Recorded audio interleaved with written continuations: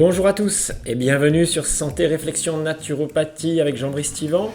Je fais suite ici à la vidéo précédente où je vous détaillais toute mon expérience du cétogène.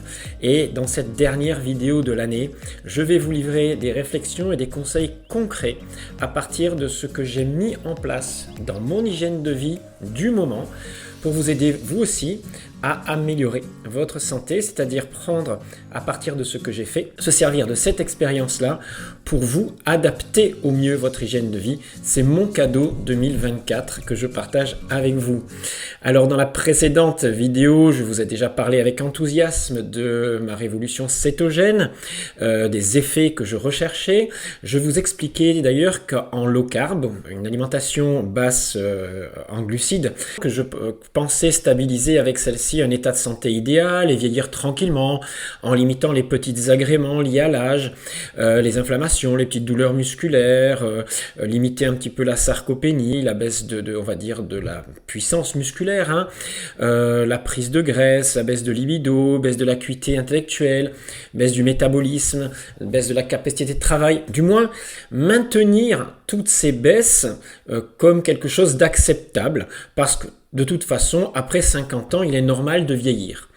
Eh bien non, je pense qu'avec ce que je vais mettre en place là dans mon hygiène de vie, avec cétogène, je pense que je vais arriver en 2024 à améliorer mes paramètres de santé, ma vitalité, les mettre légèrement plus haut que ce qu'ils sont aujourd'hui, malgré le vieillissement en place. Bien sûr, je tiens compte du vieillissement, mais je pense qu'on peut le limiter et faire même mieux que le limiter. Et c'est aussi ce que je vous souhaite à vous, faire de cette année 2024 un moyen d'améliorer votre potentiel vital et grâce peut-être à ce que je vais vous proposer aujourd'hui. Alors avant de vous détailler ma stratégie, je voulais vous annoncer qu'en 2024, je vais continuer mes vidéos, mes podcasts pour partager toujours des connaissances, mes expériences que je vis depuis plus de 30 ans et ces 6 années de YouTube ou un peu plus même, et c'est plus de 200 et quelques vidéos vont continuer à vous permettre, vous aussi, d'améliorer votre santé. Alors, vous savez que j'essaie à chaque fois de vous apporter de nouvelles informations, de nouvelles connaissances qui vous aideront à aller plus loin dans l'amélioration de votre vitalité. Mais si vous voulez vraiment en savoir encore plus dans la compréhension du fonctionnement humain, de la naturopathie, du décodage biologique et améliorer la conquête de votre santé, vous pouvez vous procurer donc les cours, mes formations de naturopathie, de décodage psychobiologique des maladies. J'ai mis dans ces formations 30 ans de travaux, de recherche, d'expérimentation réactualisés, des stages donc enregistrés, des documents que vous pouvez vous procurer quand vous le souhaitez. Il suffit de prendre contact avec moi. Vous pouvez aussi participer, donc vous savez, en visio, en direct, si vous êtes en distanciel ou en présentiel, à mes formations que je vous propose et que je vais vous proposer. Je vais vous expliquer un petit peu en fin de cette vidéo, ce podcast, ce que je vous propose en ce début d'année 2024. Voilà, chaque formation, c'est quand même 15 heures d'écoute. C'est vraiment quelque chose qui vous permettra de dépasser ce que vous avez l'habitude d'entendre sur YouTube.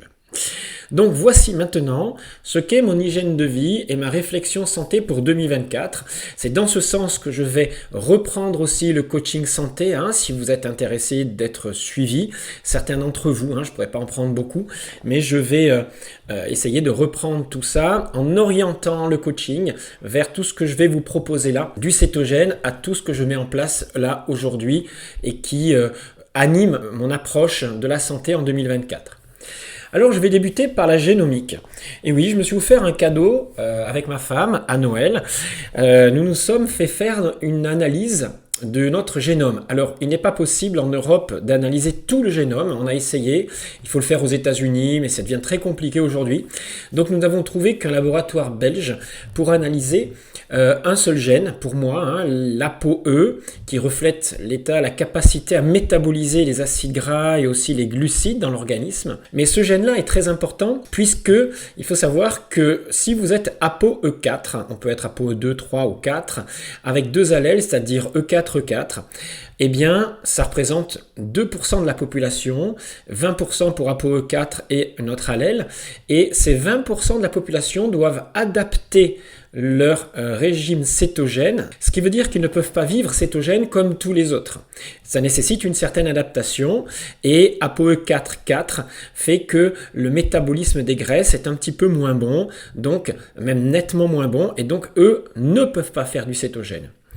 Voilà, mais à part ça, les 80, on va dire 10% de la population sont adaptés pour cétogène. Alors, ma femme, je lui ai fait faire un autre gène, DIO2, pour mesurer sa capacité à convertir efficacement les hormones thyroïdiennes T4 en T3, voir si elle a un bon métabolisme ou pas, parce qu'elle a souvent froid, elle a des signes d'hypothyroïdie, et voir comment on peut réguler ça, si effectivement c'est son cas. Alors, il existe d'autres gènes intéressants que l'on peut mesurer, comme par exemple celui de savoir si vous avez le gène, ou l'absence plutôt de gène de mucus protecteur intestinal.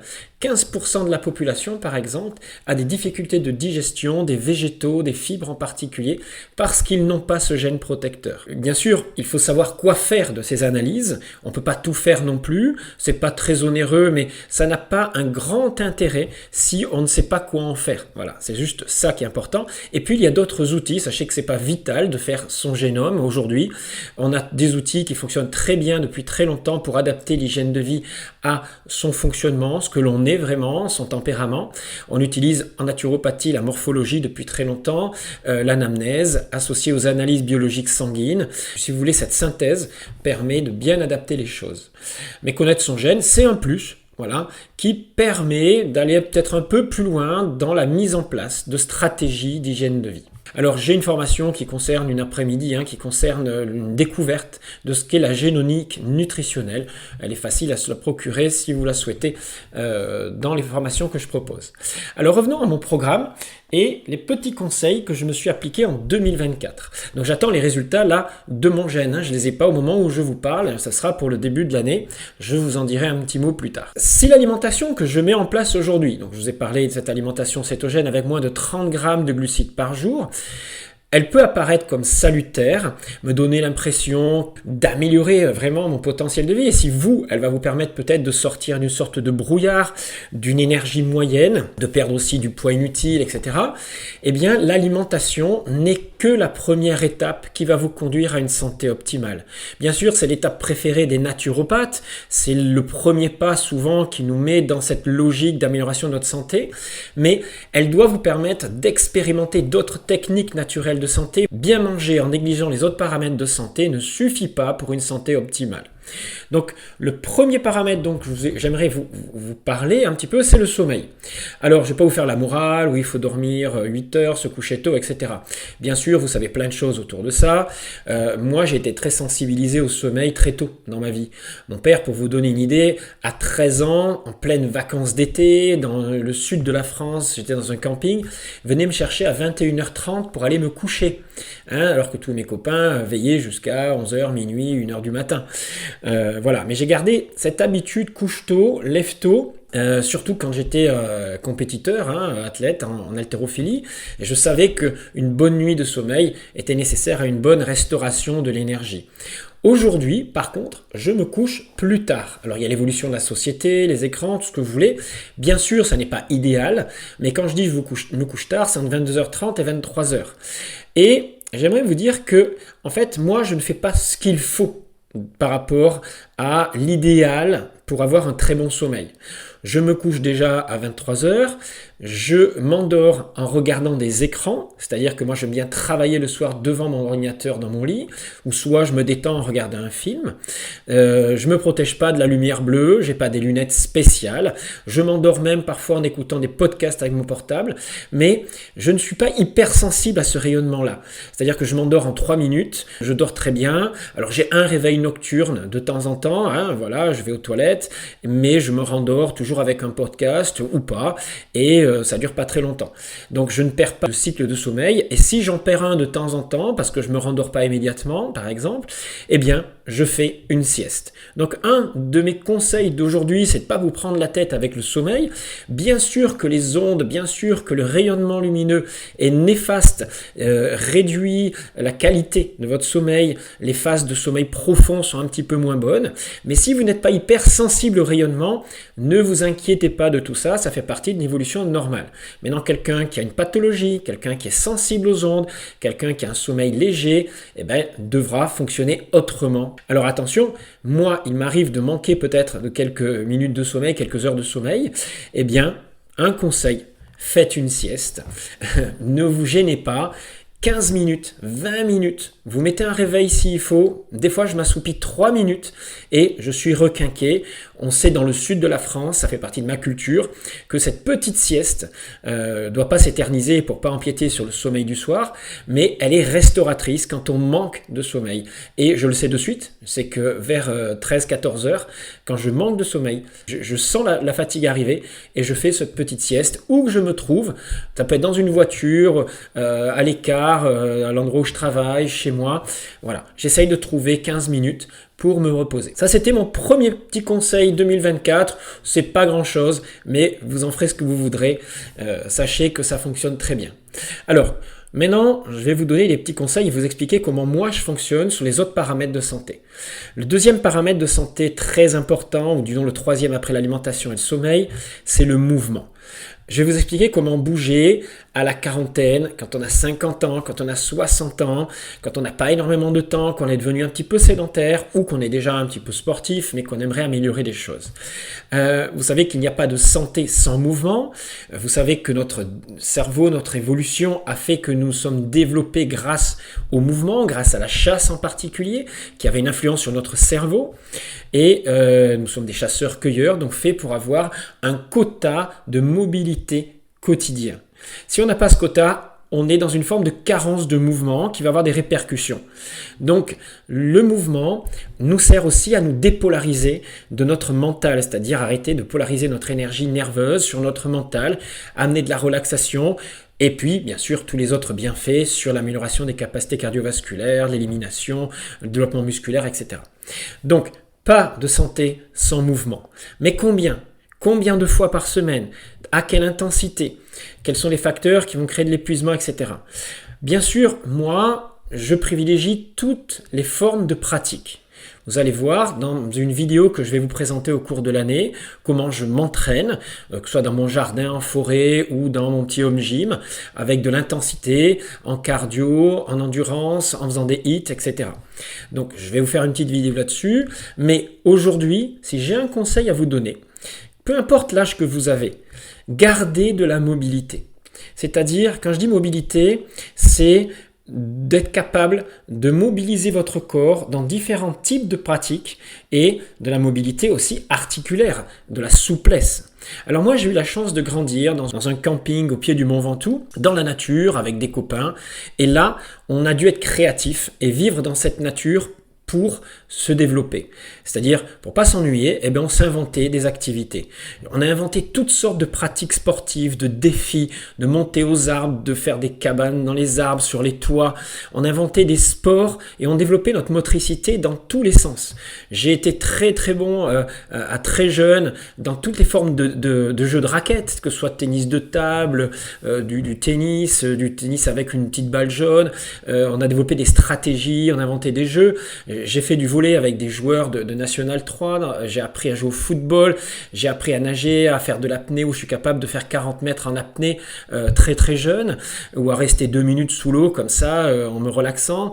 J'ai développé une motricité, que ce soit aussi en endurance, où j'étais capable de faire des city bikes, et je fais partie, quand je faisais des épreuves assez spectaculaires dans les villages, de course en VTT, avec un vieux VTT, j'arrivais à tenir les meilleurs qui faisaient de la compétition. J'arrivais à monter le Ventoux en moins d'1h45 avec mon VTT de l'époque. Je descendais à fond, bien sûr sans casque, dans des chemins sans suspension. Donc j'avais pas peur, j'avais confiance en moi. En parallèle, je m'entraînais, je faisais de la compétition en haltérophilie. Donc à 18 ans, j'étais capable de soulever 120 kg à l'épaule jetée, 145 kg en squat pour 70 kg de poids de corps. Donc je n'étais pas un athlète, on va dire, surdoué dans tous les domaines, c'est pas vrai. J'étais j'étais polyvalent, à l'aise dans tous les domaines, que ce soit dans les activités de force, d'explosivité, d'endurance, mais bien sûr, on ne peut pas être un champion dans un domaine si on est polyvalent. J'étais capable de faire de la gymnastique, de faire des saltos. À 17 ans, je faisais déjà du yoga. J'ai appris énormément de choses sur le fonctionnement de mon corps. Aujourd'hui, je suis capable donc de le réinvestir et de conserver ces bénéfices-là. Donc si j'ai un conseil à vous donner, il n'y a pas de pratique meilleure qu'une autre. Tout dépend de l'objectif que vous avez. Mais que vous soyez jeune, que vous soyez quarantaine, cinquantaine ou plus, conservez une motricité qui va vous permettre d'enrichir votre répertoire de mouvements. Une gymnastique qui va vous permettre de répondre à différentes circonstances de la vie. Quand vous tombez, quand vous travaillez dans votre jardin, vous devez monter sur un toit, quand vous devez escalader une palissade, vous devez avoir des capacités d'adaptation. Remobilisez votre corps dans tous les sens. Redonnez à la fois de la souplesse, de la force, de la coordination, de la résistance, de l'endurance. Ne ciblez pas une seule de ces capacités physiques. Vieillir, c'est perdre toutes ces capacités-là. Donc, entretenez-les toutes. Je vous expliquerai dans une formation cette année, le week-end du 26 mai, je propose une formation sur les différentes formes de pratique, comment les adapter en fonction de votre tempérament, de la nutrition, etc. Cette pratique-là, je vous invite à la faire le plus possible au contact des éléments naturels. Nous venons d'un environnement qui est la forêt. Nous avons besoin de contact avec ces ressources naturelles, le prana de l'air, le rayonnement solaire, le tellurique, le contact avec les arbres, les essences, les arômes. Nous sommes entourés de rayonnement de vie et nous devons de temps en temps couper avec ce mode de vie urbain qui nous enferme et nous prive de ce rayonnement-là. La forêt, c'est le berceau de l'humanité et pensez qu'aujourd'hui, que certains Japonais paient des balades en forêt pour leurs vertus régénératrices et pour des aspects santé, c'est-à-dire qu'ils payent pour se promener en forêt. Alors on appelle ça la sylvothérapie, on a donné un nom, le Shirin-yoku au Japon, mais on est dans le summum de la déshumanisation. Payer pour l'essentiel, ce qui est le plus normal et naturel, montre dans quel état est notre société. Alors moi j'ai des amis qui sont partis vivre à Hanoï, c'est une ville immense qui est en construction permanente, elle fait 5 fois la taille de Paris, c'est des millions et des millions de personnes. Et bien chez eux, ils sont obligés de filtrer l'air tellement la pollution est importante, ils filtrent l'eau parce qu'elle n'est pas potable, c'est-à-dire que le minimum vital, l'air et l'eau deviennent payants. Et l'accès aux premières campagnes pour aller se distraire et prendre un bol d'air se trouve à des heures de là où ils habitent puisqu'il faut traverser la ville et c'est hyper compliqué. Alors en France, vous avez la chance d'avoir des villes à taille humaine, des parcs, profitez-en, sortez dès que possible, vous avez besoin du contact avec la nature. Moi c'est quelque chose que je m'impose, j'ai voulu habiter dans un village en bordure de forêt avec une altitude à 300 mètres, assez loin des villes, de la pollution. Ce contact-là est primordial. Si j'ai un conseil pour 2024, c'est sortez. Exposez-vous au rayonnement tellurique, etc. de la nature. Alors faites-le pieds nus de temps en temps, je le fais dès qu'il fait bon, je monte même le Ventoux en tongs, je fais tous mes trails pieds nus, vous le savez, mais le contact à la nature est quelque chose de revitalisant et pour dépositiver aussi les pollutions électriques qu'on peut accumuler dans notre environnement là. Donc préférez toujours marcher en campagne ou une course en campagne plutôt qu'aller dans une salle avec un home trainer, faire du vélo elliptique dans une salle enfermée. Alors je les comprends parce que on trouve de la convivialité dans une salle, mais si c'est pour faire 45 minutes de tapis roulant ou de vélo elliptique, je vois pas l'intérêt tout seul. Aller faire du crossfit avec des groupes dans des parcs, mais éviter de rester dans les salles éternellement. Alors bien sûr, on peut aller 1 ou 2 fois par semaine dans une salle, faire du fitness, de la musculation, c'est très intéressant, surtout en hiver chez nous, mais gardez 2 créneaux par semaine, vous allez vous défouler, vous allez prendre des rayonnements solaires, vous allez au contact de la nature. Alors, l'héliothérapie, c'est un facteur de santé supplémentaire dont je vais vous parler maintenant. L'exposition au soleil est primordiale. On vous rabâche assez l'importance de l'exposition au rayonnement, que ce soit pour le moral, le mental et la vitamine D. Si vous devez partir en vacances, partez en hiver. partez au moment où chez nous c'est difficile. Allez faire du ski, allez au soleil, pas forcément très loin, en Méditerranée, même le sud de la France, cette période est agréable. Par rapport à la vitamine D, j'en viens justement à la notion de complémentation. Qu'est-ce que moi je pense de la complémentation alimentaire? Alors je ne suis pas trop fan de prendre des compléments, même de la vitamine D. Malgré tout ce qu'on lit sur les études, malgré l'importance que ça peut avoir par rapport aux carences que l'on peut avoir, eh bien, je ne suis pas dans cette logique-là. Moi, le soleil, déjà, je préfère le prendre directement, même si en hiver, on vous dit qu'il y a très peu de rayonnement. J'en prends quand même un petit peu, je sors, je m'expose torse nu, même au plein mois de janvier. Vous savez, j'ai déjà fait des vidéos d'héliothérapie que vous trouverez facilement sur ma chaîne.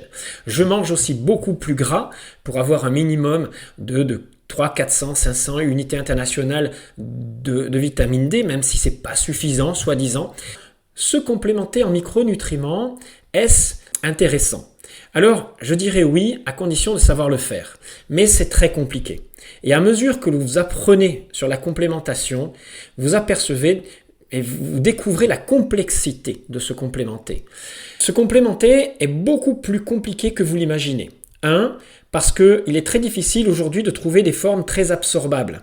Mais là, bien sûr, les compléments sont associés à des chélateurs, mais on ne sait pas exactement ce que l'on absorbe de ces compléments, vous savez, de ces complexes, de ces comprimés que l'on achète dans différents laboratoires.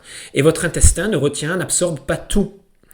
Il y a des formes ensuite de vitamines que l'on vous vend qui ne sont pas actives, qui vont bloquer même vos récepteurs à cette vitamine naturelle. Par exemple, si vous achetez de la vitamine B9, de l'acide folique sous la forme acide folique, elle va bloquer les récepteurs naturels à cette vitamine qu'on doit consommer normalement sous forme de folate, qui est la forme active. Et la complémentation que vous allez prendre en B9 sous cette forme acide folique, elle peut vous carencer encore plus. Donc méfiez-vous de ce que vous consommez. Et dans la nature, d'ailleurs, on ne trouve jamais un oligo-élément, un minéral, une vitamine isolée. Elles sont toujours dans des complexes, donc dans des aliments, c'est-à-dire associés à ce qu'on appelle des cofacteurs qui vont faciliter leur absorption et leur utilisation. Le cuivre avec le zinc, le calcium, le magnésium, etc. Mais c'est rarement un seul élément pour une molécule, une vitamine ou un minéral. Donc vous imaginez la complexité des choses. Par exemple, votre vitamine D, lorsque vous en prenez une grande quantité, pour qu'elle soit synthétisée, pour qu'elle soit absorbée et utilisée, elle va consommer le magnésium que vous avez dans vos réserves, la vitamine K2, etc.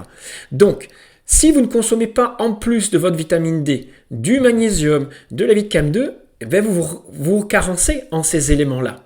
Mais quand vous consommez du magnésium en complémentation, il faudrait que vous associez du calcium, peut-être du potassium, etc. Et donc, c'est sans fin. Donc, méfiez-vous des compléments alimentaires, c'est très compliqué. Méfiez-vous surtout des mégadoses. Quand on vous propose 100 000 unités internationales de vitamine D en une prise pour tout l'hiver, c'est une aberration, ça n'existe pas dans la nature. Surtout que c'est une hormone et pas une vitamine. Moi je le répète, la vitamine D est une hormone stéroïdienne, c'est pas une vitamine. On ne joue pas aux apprentis sorciers avec des mégadoses de ce genre-là. Surtout quand elles sont sous forme synthétique, reconstruites en laboratoire. Donc le conseil que je vous donne et que je m'applique par rapport aux nutriments, aux micronutriments. Ayez une alimentation suffisamment riche en micronutriments assimilables. Vous les trouverez dans les produits animaux de qualité, en particulier dans certains super aliments, les abats. Ce sont les aliments les plus riches en micronutriments assimilables. Et oui, je le répète, ce ne sont pas dans les légumes. Vous avez 10, 20, 100 fois plus certains micronutriments dans ces aliments-là. Évitez bien sûr de les surcuire, etc. Évitez les antinutriments. C'est bien de prendre des compléments alimentaires, mais si à côté vous prenez une alimentation qui est pleine d'antinutriments, qui vont limiter l'absorption d'éléments vitaux, la plupart de ces antinutriments, vous les trouvez dans les végétaux, qui contiennent des oxalates, de l'acide phytique, des lectines, qui vont chélater certains minéraux et empêcher leur assimilation. Donc, c'est surtout les végétaux qui contiennent des antinutriments. Donc, attention à ne pas vous suralimenter en végétaux, croyant que vous allez au contraire vous nourrir. C'est une erreur que j'ai faite. Je vous invite à ne pas la reproduire.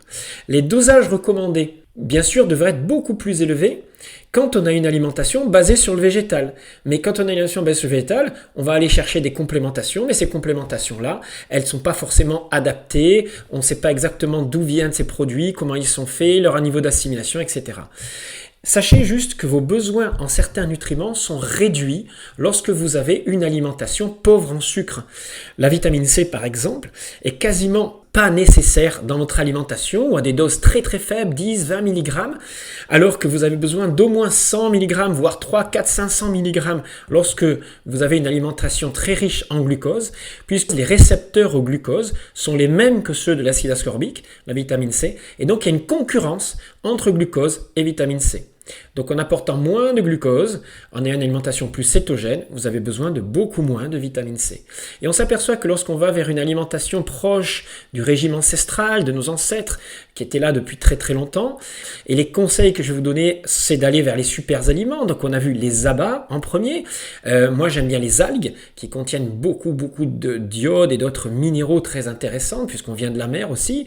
La levure de bière, qui est facile avec de la vitamine B, bien assimilable, et puis des huiles oméga 3, mais attention, pas sous leur forme de méthylester resynthétisé qu'on vous vend en gélules, là, puisqu'elles sont même néfastes, en particulier au niveau cardiaque, mais sous leur forme triglycéride, la forme naturelle que l'on trouve dans les poissons. Et il y a très peu de laboratoires qui vont vous faire ce type de forme-là. Donc méfiez-vous des compléments alimentaires, nous n'en savons pas grand-chose encore aujourd'hui et les laboratoires ne font que vous vendre des choses sans vous expliquer tout, bien sûr. Quand ils vendent à bas coût, vous savez que le produit, il ne sera pas de qualité de toute façon. Ensuite, vous avez le pollen frais qui est très intéressant, quelques jus de légumes racides, mais attention, pas de grande quantité, sinon vous risquez de lessiver vos intestins, surtout si vous prenez des légumes riches en oxalate, en lectine. Enlevez la peau, s'il vous plaît, lorsque vous faites vos jus de légumes. C'est là où il y a le plus de lectine. Et puis, tournez-vous vers les produits lactofermentés, les produits laitiers au lait cru, si vous digérez bien sûr la caséine et le lactose. C'est des produits qui peuvent être intéressants, surtout les fromages au lait cru.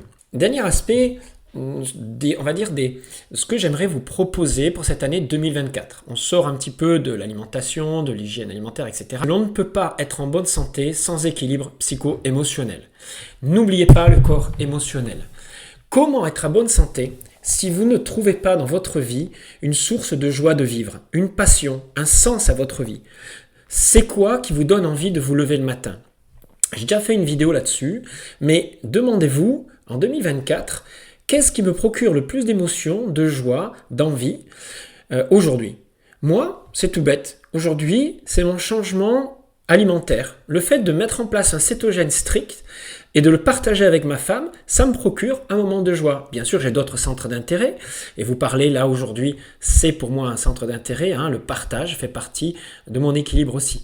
Mais à côté de ce qui va vous donner de la joie, recherchez l'équilibre aussi affectif. Mais l'homme a deux types de réalisation. Il doit se réaliser pour son équilibre, à la fois dans son travail, sur le plan, on va dire, du devoir, le pôle du devoir, et puis il y a le pôle de l'amour. C'est Freud qui disait ça.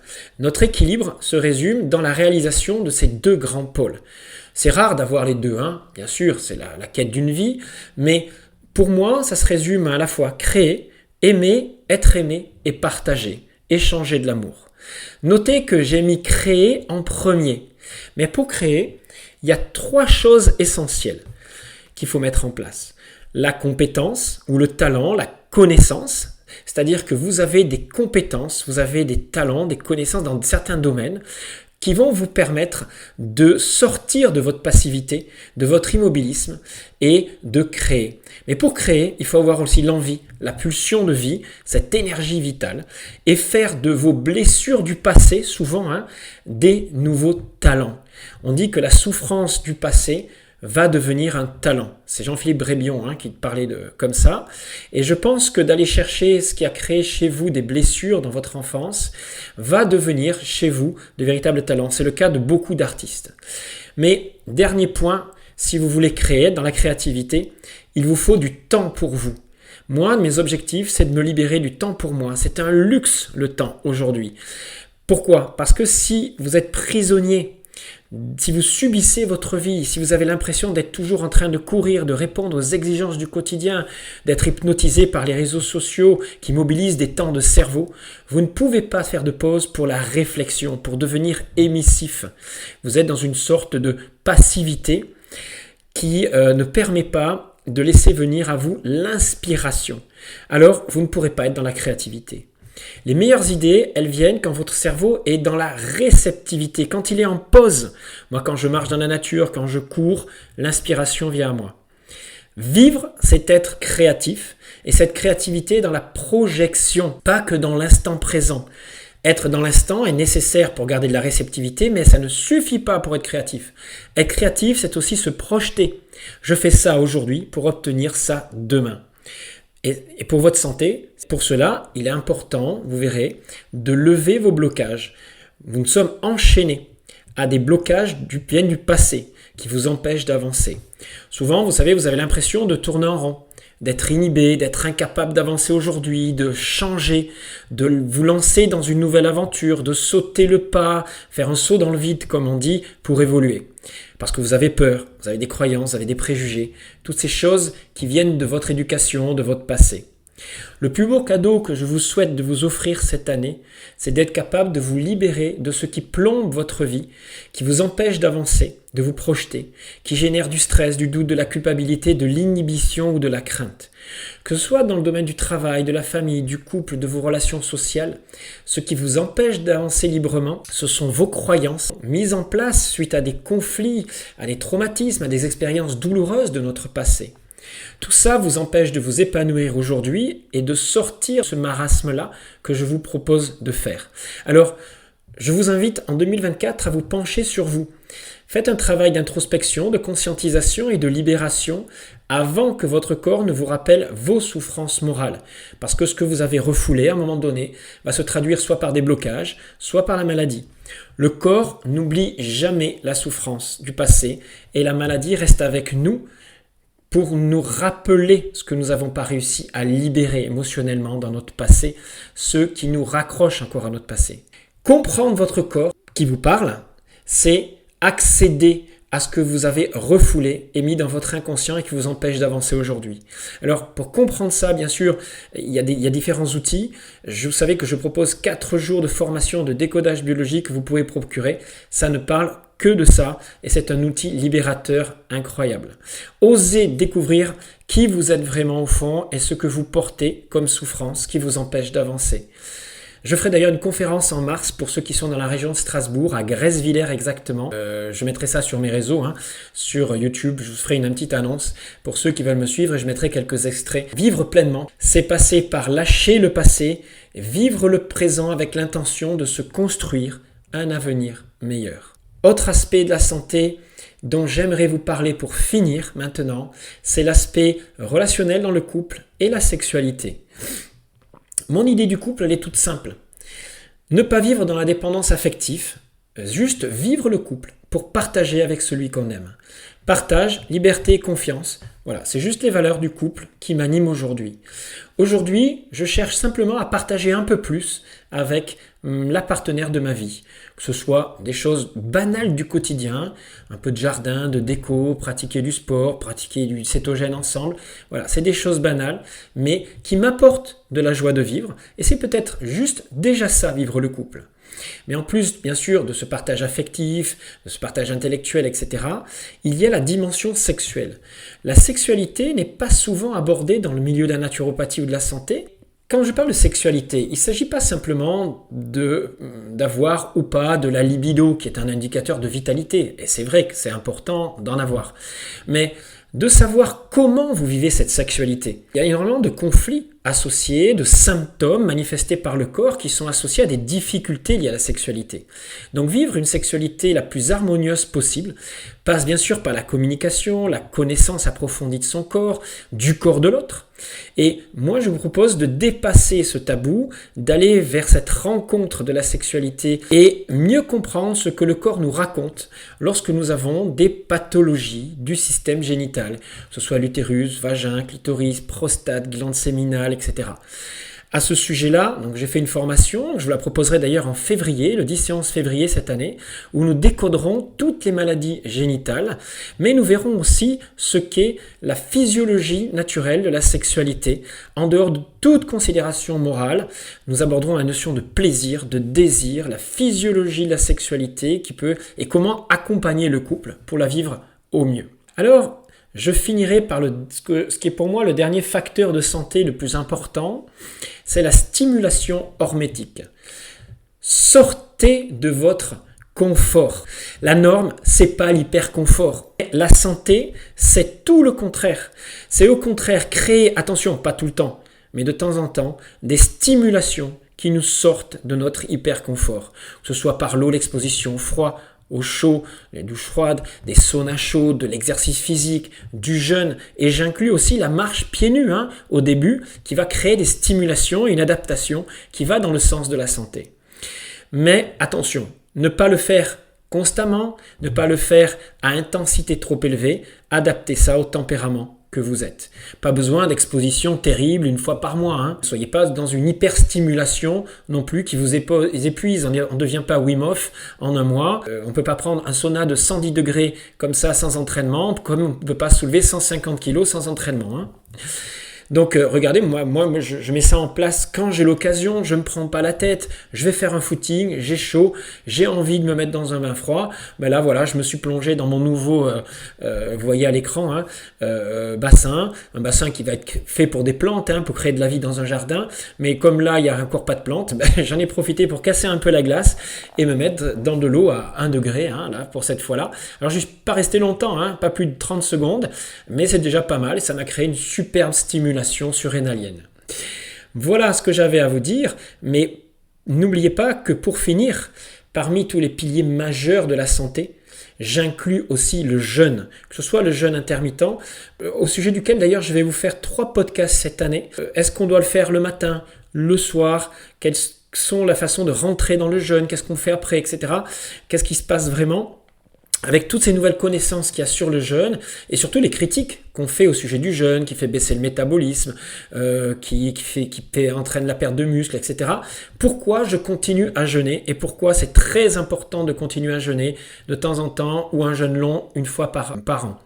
Alors à ce sujet-là, vous savez que je vous propose chaque année, et cette année c'est du 3 au 7 juillet, un séjour de 5 jours de jeûne en groupe, accompagné de techniques naturelles de santé. Et ce séjour de jeûne sera un peu le point d'orgue pour moi de mon changement global de métabolisme, pour aller plus encore loin dans le cétogène et bénéficier bien sûr de ces changements-là avec l'autophagie qui accompagne toujours le jeûne. Et on verra que c'est dans cet esprit-là qu'on permet de mieux autolyser les graisses, de ne pas perdre trop de masse musculaire, d'accéder à une autophagie exceptionnelle. Cette année, j'apporterai une nouvelle expertise du cétogène au cours de cette formation, au cours de ce séjour de jeûne, où je proposerai une approche un peu plus basée sur l'utilisation d'électrolytes pour vivre le jeûne un petit peu différemment de ce que je le vivais les autres années. Donc en cette nouvelle année, comme moi, je vous souhaite de vous donner les moyens de passer un nouveau cap de santé en mettant en place de véritables réformes de vie, les changements qui vont vous amener une meilleure adaptation, une meilleure capacité d'adaptation. Bien sûr, ça demande un peu de patience, de persévérance, mais les grands changements, n'oubliez pas, commencent toujours par un premier pas. Posez un acte. Dès maintenant, à la fin de ce podcast, demandez-vous, je commence par quoi pour améliorer ma santé aujourd'hui ? Pour vous mettre de suite dans l'action. Et pour ça, il vous faudra un petit peu de temps pour vous. Donc déjà, réservez-vous du temps dans vos emplois du temps. Apprenez, comprenez, libérez-vous de vos peurs et vos croyances limitantes. L'objectif, vous savez, de ce podcast, de mes formations, c'est de vous rendre autonome dans votre quête de la santé et de la joie de vivre. Mais attention, être autonome, ce n'est pas rester dans son coin, rester figé sur une seule approche de la santé. Je vous invite bien sûr à rester dans la découverte, de garder votre curiosité, de l'ouverture d'esprit, de vous intéresser à différents courants, de confronter vos idées à mes idées et à d'autres, bien sûr. Donc ouvrez votre horizon et gardez une certaine humilité, car ma vérité, votre vérité n'est pas celle des personnes que vous allez essayer de convaincre ou que vous allez essayer d'amener avec vous dans l'aventure de la santé optimale. Soyez juste un exemple. Voilà mon message pour 2024. Pour finir, j'aimerais vous présenter les 5-6 séminaires que je vais vous proposer donc cette année 2024 dans le cadre de formation, séminaires auxquels vous pouvez assister soit en direct, soit en visio, en distanciel, pour certains d'entre eux bien sûr, ou vous procurer ensuite. Je commencerai cette année 2024, 13 et 14 janvier, par un stage de morphopsychologie, la relation qui existe entre les formes de votre corps, votre tempérament si vous voulez, votre niveau d'énergie, les indices de vitalité. C'est un outil fabuleux du bilan de naturopathie, on ne peut pas s'en passer pour faire un bilan de vitalité correct, pour comprendre ce qu'est vraiment l'énergie vitale, comment elle circule, comment elle s'exprime à travers vous, comment interpréter toutes ces formes du corps. Il sera suivi en février de un stage donc sur le système génital, les maladies du système génital en décodage biologique en naturopathie et la sexualité. En mars, comment bien vieillir, tous les secrets de la médecine anti-âge, avec une journée aussi consacrée à la ménopause, comment la vivre au naturel, comment dépasser ce cap sur le plan émotionnel, hormonal, physique, etc. Au naturel, bien sûr. Et puis, en avril, un cours sur la phytothérapie, les plantes au quotidien, les utiliser, dans le cadre aussi de cure naturopathique. En mai, je vous présenterai donc toutes mes méthodes d'exercice physique que vous pouvez intégrer dans votre quotidien pour les adapter à vous, à votre tempérament, mais aussi à différentes personnes si vous faites du coaching. Quelle nutrition est associée à tel ou tel type de gymnastique, quel est tel type de pratique physique, que ce soit de force, d'endurance, de mobilité, etc. Je vous présenterai des méthodes même à l'espalier suédois, une gymnastique désarthrétisante, des formes de pratique intensive dans la nature, etc. Et on se posera même la question, le sport fait-il maigrir ? Aujourd'hui, c'est un mensonge d'affirmer ça, sauf si vous vous placez dans un certain contexte et conditions. C'est-à-dire qu'il ne suffit pas de faire du sport pour maigrir, sinon on le saurait depuis longtemps et ça fonctionnerait. Alors ça fonctionne dans un contexte bien particulier, mais sur du long terme, il faut d'autres apports particuliers. Et puis en juin, ce sera le stage pratique, où vous pourrez apprendre à faire des études de cas en naturopathie, savoir comment on accompagne une personne, comment on fait son bilan et comment on lui propose un protocole d'hygiène de vie. Et il y aura une demi-journée aussi consacrée, presque une journée consacrée à l'accompagnement du patient qui est en thérapie, en cancer, qui est suivi en médecine allopathique pour un cancer, comment nous on peut l'aider et l'accompagner, augmenter ses chances de survie. Puis il y aura 2 heures sur ce stage-là consacré à où en êtes-vous dans votre niveau en naturopathie. Donc on argumentera, on visionnera des extraits de conférences qu'on commentera, vous pourrez poser vos questions, on apprendra à défendre des idées, je vous interrogerai sur différents thèmes pour voir comment vous défendez vos idées. C'est important de progresser dans un débat contradictoire, dans un échange, en argumentant avec des données scientifiques, des données expérimentales. Et puis on finira donc on débutera l'été par le jeûne sous toutes ses formes, un séjour où vous pourrez faire du jeûne sec, du jeûne avec bouillon, avec électrolytes ou pas, du jeûne hydrique normal ou avec des soupes. Donc c'est vous qui choisirez votre formule de jeûne et dans ce séjour-là, vous pourrez analyser vos corps cétoniques, vos taux de glycémie, votre évolution et vous comprendrez tout ce qui se passe avec bien sûr des cours, des ateliers, des visites, de la bonne humeur aussi, de la rigolade. Ça fait partie aussi des vacances santé et n'hésitez pas à vous inscrire rapidement puisqu'il n'y a que 18 places. En général, le séjour est complet avant avril. Donc, contactez-moi. Si vous voulez participer à toutes ces formations, vous savez que vous pouvez aller voir sur alsacenaturo.com, rubrique stage, agenda des stages, ou contactez-moi directement à jbnaturo@orange.fr. Il n'y a jamais de paiement à l'avance dans nos formations. Vous ne réglez qu'après la formation. On a une approche éthique basée sur la confiance. Donc n'hésitez pas à me questionner, appelez-moi si vous voulez. Vous trouvez aussi mes coordonnées téléphoniques sur le site. Et voilà, continuez de me suivre en 2024 et de prendre soin de vous car personne ne le fera à votre place. Soutenez-moi, abonnez-vous et redécouvrez mes vidéos tous les 10-15 jours. À très bientôt, c'était Jean-Brice Stivan.